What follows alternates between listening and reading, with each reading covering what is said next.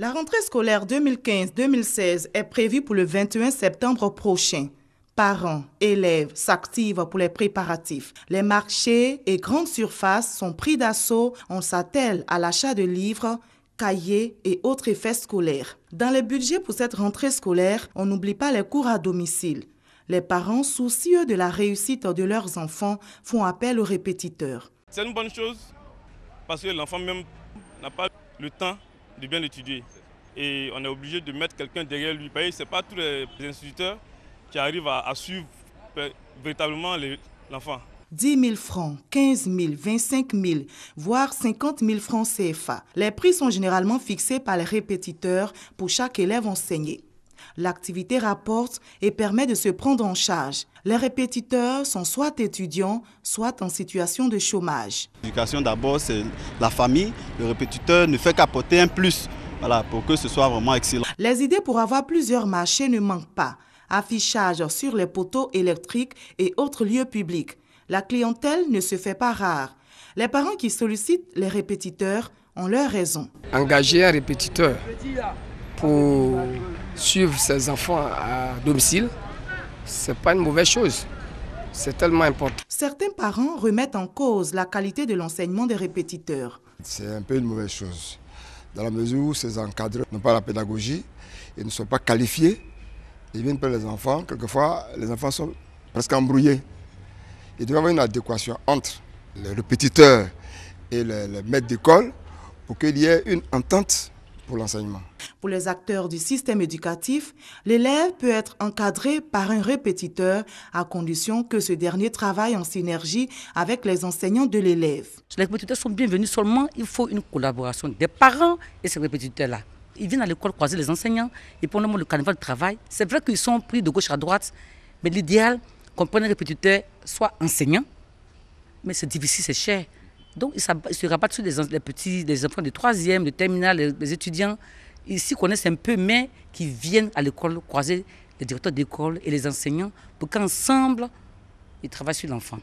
Les répétiteurs, effet de mode ou besoins réels, chaque parent est invité à réfléchir, à faire le bon choix pour l'encadrement de son enfant. Pour Adjoa, fillette de 13 ans environ, le lundi 21 septembre est un jour comme les autres. Elle vaquera à ses occupations comme d'habitude, sans jamais connaître la joie de retrouver des camarades d'école. Pourquoi ne va-t-elle pas à l'école? Adjoa répond. Je ne vais pas à l'école. Pourquoi tu ne vas pas à l'école? Je vais partir à l'école. Comme elle, ils sont nombreux ces enfants dans le quartier de Vridi Village qui n'ont pas l'opportunité d'être scolarisés et qui l'appellent de tous leurs vœux. Maman, je vais partir à l'école. Je vais apprendre à lire et à écrire. Je vais partir à l'école. Maman et papa. Certains parents, heureusement, ont compris l'importance de scolariser leurs enfants. Je ne sais pas lire, je ne sais pas écrire. Il faut que je prenne les gens pour écrire. Ceux qui n'ont pas mis les enfants à l'école, je les appelle. Ils n'ont qu'à mettre les enfants à l'école. L'école obligatoire, une chance pour les enfants. Karidja, parente d'élève à 2 enfants qu'elle a scolarisés. Cependant, elle dénonce.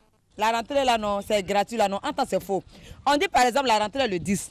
Le 10, 5 h du matin, va te présenter. Ils vont dire non, les places sont déjà occupées.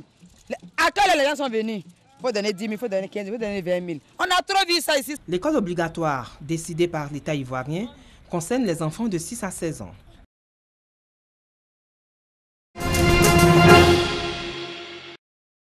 Nous sommes à Adjamé. Ici, les ateliers de couture sont envahis par les uniformes scolaires. Couturiers et tailleurs sont à la tâche pour le respect de la date de la rentrée scolaire. On va souvent satisfaire les parents et les enfants. Non, si ça n'a pas de problème. Non, on ne donne pas pour rendez-vous ici. Comme c'est tenu là, on ne donne pas pour rendez-vous. Ça cause ça, on n'a pas prendre travail de fête. C'est tenu seulement, on en a fait. Des parents se disent prêts pour ce grand rendez-vous de la rentrée scolaire prévue pour le 21 septembre prochain. Je pense qu'on nous avait déjà prévenu pour la date. Les enfants sont prêts. Si pour certains parents d'élèves, la rentrée scolaire n'est pas une surprise, ce n'est pas le cas pour d'autres. Ils évoquent le manque de moyens financiers. La date est trop proche. Et puis bon, c'est au milieu du mois, c'est pas...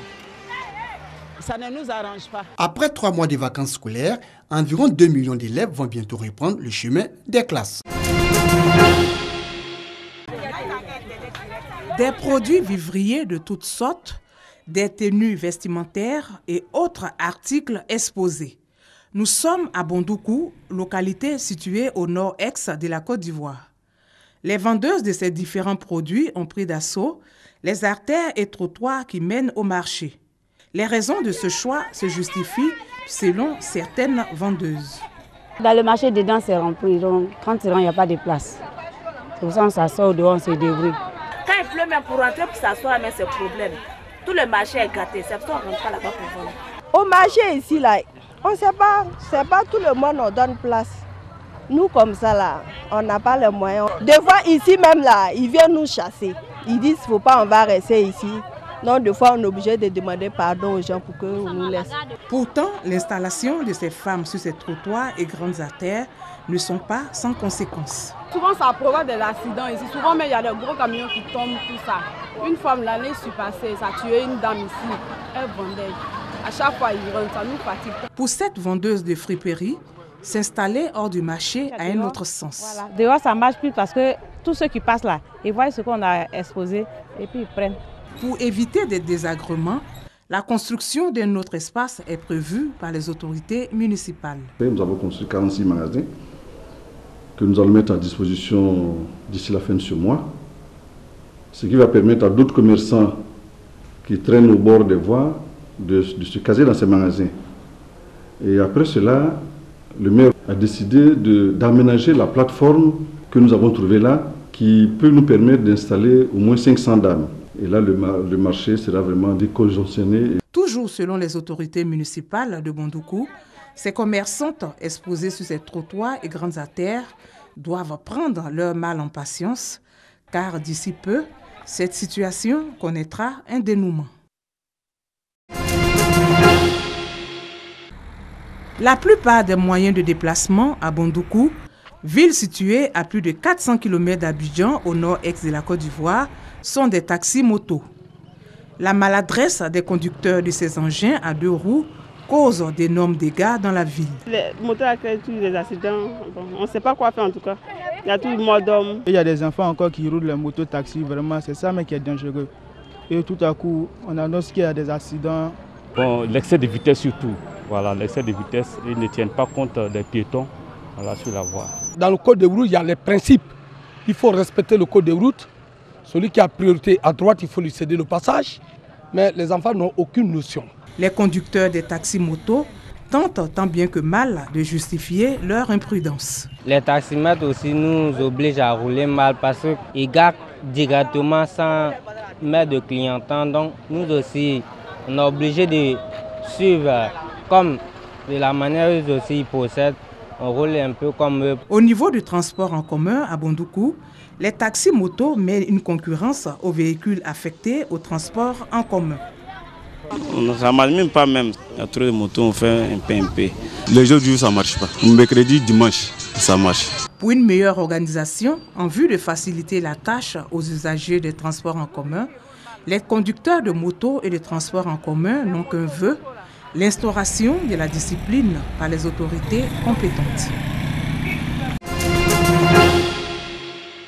Notre environnement subit de fortes pressions du fait de l'activité humaine.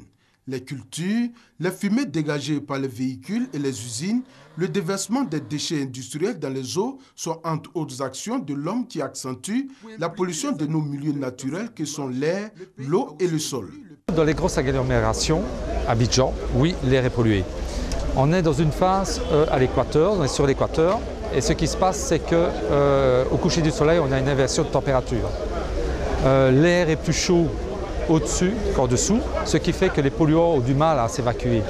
Donc la pollution, c'est pour ça qu'il y a toujours une sorte de brume qui s'installe sur Abidjan avec des yeux qui piquent et un peu une odeur de miel dans la bouche. Ayant pris la pleine mesure de la situation, le ministère de l'Environnement, de la Salubrité urbaine et du Développement durable, à travers le CIAPOL, le Centre ivoirien anti-pollution, veut mettre en place un programme national d'observation de la qualité des milieux naturels en Côte d'Ivoire. L'évaluation continue de l'état de santé de nos milieux constitue donc la boussole de toute politique de gestion durable de l'environnement, car elle permet de disposer de données scientifiques et mesurer à tout instant l'efficacité de l'application des mesures préconisées.